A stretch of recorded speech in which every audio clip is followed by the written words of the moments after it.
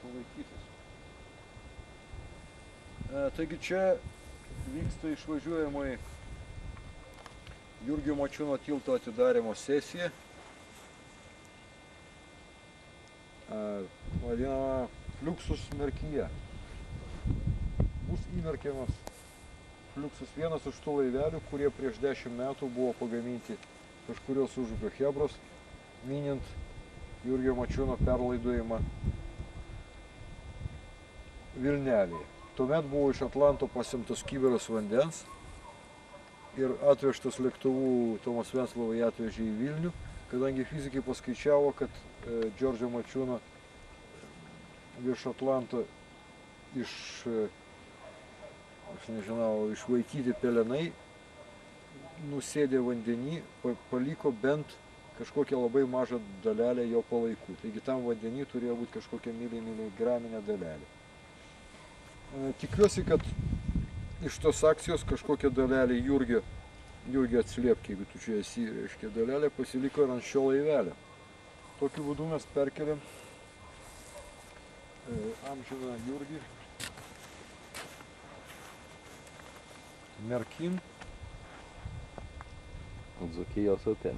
Dzūkijos upėn. Dalyvauja ambasadoriai, Užupio Respublikos ambasadoriai Sūriuose Valdas Kavaliauskas. Ja. Ir Užupio ambasadoriai Saksonijoje ir knygų įrišime Henrich.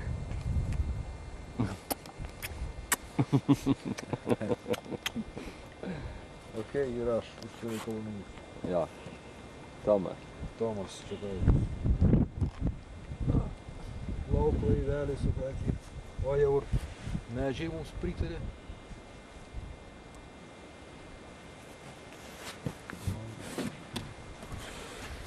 Gal pasodint keleivį kokį čia? Kokį bužuką ar... Žuką arba kokį tai neščiasną božjo karovką mes galim pasodinti, bet nėra. Gal gėlytėm. Gėlytėm.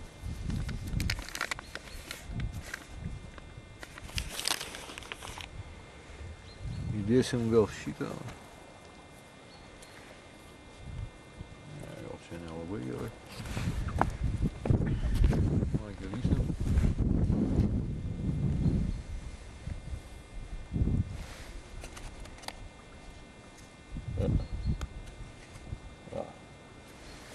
Gerai. Na, labai gerai. Nu, plauk.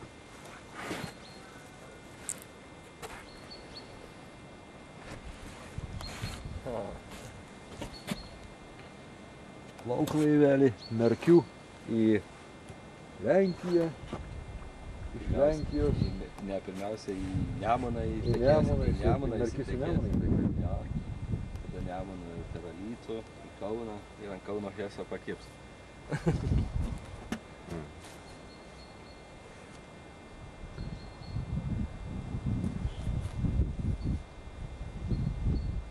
Iš Heso tų vandentikių atplauki Jurgio Mačiūno naman, kuris gyveno Kaune iki karo. Taigi,